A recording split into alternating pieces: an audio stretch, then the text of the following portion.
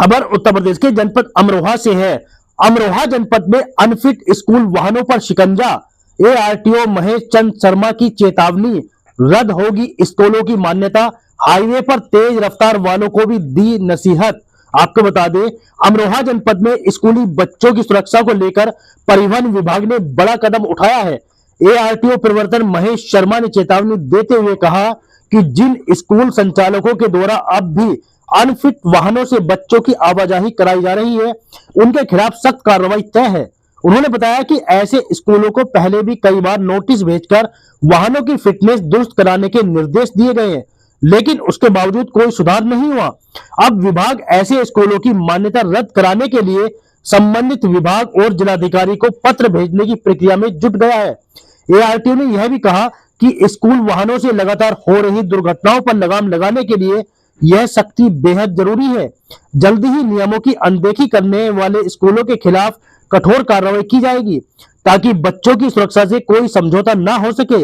इसके साथ ही उन्होंने राष्ट्रीय राजमार्ग 9 और राज्य मार्ग पर तेज रफ्तार से वाहन चलाने वालों से भी अपील की कि वे गति सीमित रखें। उन्होंने कहा कि तेज रफ्तार न सिर्फ चालक की जान जोखिम में डालती है, बल्कि दूसरों के लिए भी खतरा बनती है।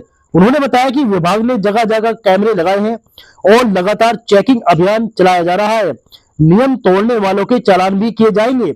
उन्होंने कहा कि यातायात नियमों का पालन करना सिर्फ कानून का पालन नहीं, बल्कि खुद की और दूसरों की सुरक्षा की जिम्मेदारी भी है। सर, स्कूल की बसों की जो फिटनेस हो रही है, किस तरीके से हो रही है? देखिए, जो स्कूल की बसें हैं उसमें जो है दो प्रकार की वाहन होते हैं। एक तो स्कूल के स्वयं के नाम जो पंजीकृत होती हैं, जिनकी सालाना फिटनेस लेनी होती है, और दूसरी जो अनुबंध पे वो लगाते हैं अपने यहाँ अनुबंधित गाड़ियाँ, वो स्कूल के मानकों को पूरा करके स्कूल से अनुबंध करके चलती हैं। तो दोनों ही प्रकार के वाहनों को प्रतिवर्ष फिटनेस लेनी होती है। और हमारे जनपद में कुछ लोगों ने स्कूली वाहनों की फिटनेस जो है नहीं कराई है, नोटिस इत्यादि भी दिए गए उनको, और कुछ वाहनों के पंजीयन भी निलंबित किए गए हैं, उसके बावजूद फिटनेस नहीं कराई गई है।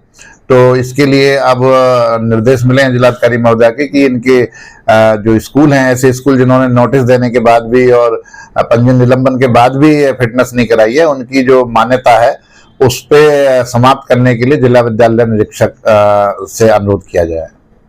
सर, ऐसे मानक बताइए जिनके आधार पर स्कूल की बसों की फिटनेस की जाती है। सबसे पहला मानक है कि स्कूल की बस पीले रंग की पुती होनी चाहिए, ताकि दूर से दिख जाए स्कूल की बस आ रही है, दूसरे वाहन चालक थोड़े सचेत हो जाएं। दूसरा, जो उसके शीशे हैं उस पर रॉड, जो लोहे की जो वो होती हैं रॉड, इस प्रकार से लगी होनी चाहिए कि बच्चे का हाथ बाहर ना निकले और उसकी हवा अंदर आ जाए। तीसरा, उसकी गति सीमा, उसमें स्पीड गवर्नर लगा होना चाहिए कि 40 किलोमीटर प्रति घंटा की रफ्तार से अधिक वो वाहन ना चल सके।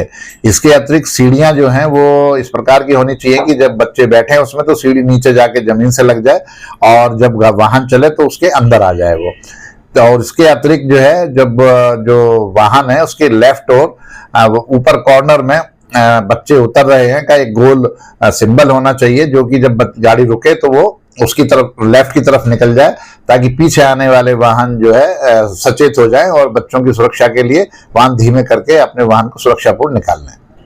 तो फिटनेस के बावजूद अनफिट वाहन जो है लगातार चलते देखे जाते हैं, उनके ऊपर क्या कार्रवाई किया? देखिए, फिटनेस के जो बिना फिटनेस लिए जो वाहन स्कूल चल रहे हैं उनके खिलाफ हम लोग निरंतर वैसे कार्रवाई करते रहते हैं, परंतु प्रत्येक वाहन पर कार्रवाई करना इसलिए संभव नहीं हो पाता है क्योंकि जनपद के विभिन्न हिस्सों में ये चल रहे होते हैं और हमारी प्रवर्तन कार्रवाई प्रत्येक हिस्से में एक साथ नहीं हो पाती है। लेकिन उसके बावजूद यदि हम जुलाई के महीने की कार्रवाई बताएं आपको, तो 103 स्कूली वाहनों पर कल तक हम जो है कार्रवाई कर चुके हैं, जिनके पास जो प्रपत्र और फिटनेस इत्यादि पूरे नहीं थे। सर, विभाग के द्वारा फिटनेस के नाम पर क्या खाना पूर्ति की जाती है?